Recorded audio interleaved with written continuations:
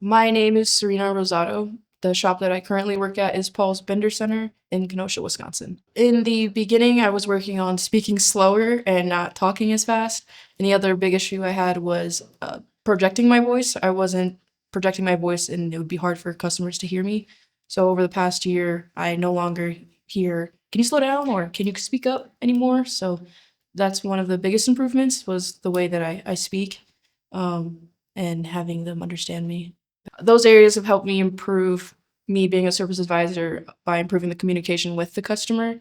If I'm easier to hear and easier to understand, then the customer gets a better idea of what exactly is wrong with their vehicle or what we're recommending for their vehicle.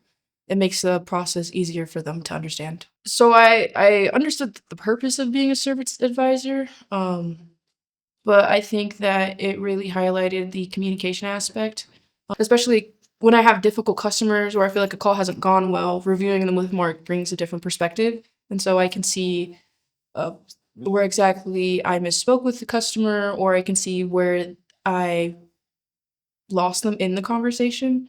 And so that benefited me in how to build relationships with them. And in addition to assisting with the yearly numbers and goals, it's nice to see that other people struggle with the same things, and kind of help me feel less like a black sheep of sorts or feel less than compared to people who have been doing it for longer.